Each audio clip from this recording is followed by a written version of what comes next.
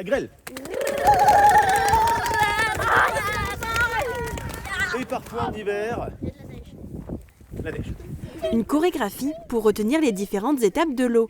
Les élèves de l'école élémentaire de Blisgerswiller participent au projet national Wattier à l'école. Il a été créé par la société Eco-CO2.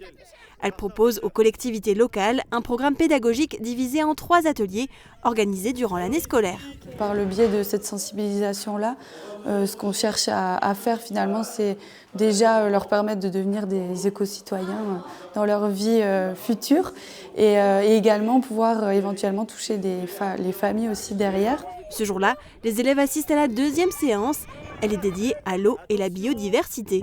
Vous allez récupérer quelque chose qui vit au-dessus de l'eau.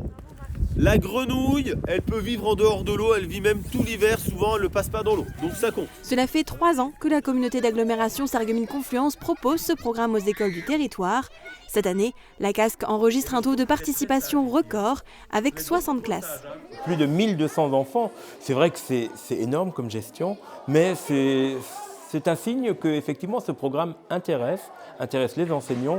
Et puis pour nous, c'est très important de former les enfants dès le plus jeune âge aux bonnes méthodes. Et ça, c'est le canal. Pendant 1h30, les enfants sont encadrés par Éric Boyer. Il est animateur pour l'association Connaître et protéger la nature, les coquelicots de Metz. Une hazelle.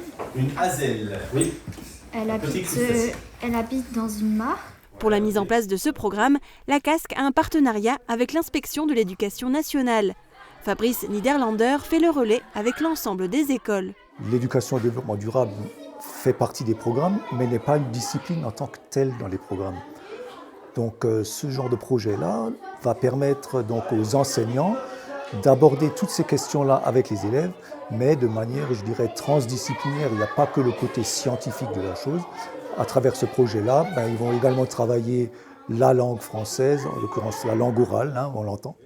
Au-delà de l'eau, c'est une sensibilisation bien plus globale sur l'écologie qui est faite aux élèves. Je trouve que c'est un très beau projet pour savoir ce qu'il faut faire pour aider pour la nature et les animaux. On parle de biodiversité, des animaux, on apprend mieux à connaître la nature, les animaux.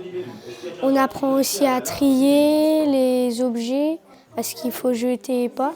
C'est nous qui gaspillons, c'est les êtres humains qui détruisent la planète. Et si on conserve notre planète, elle vivra plus longtemps.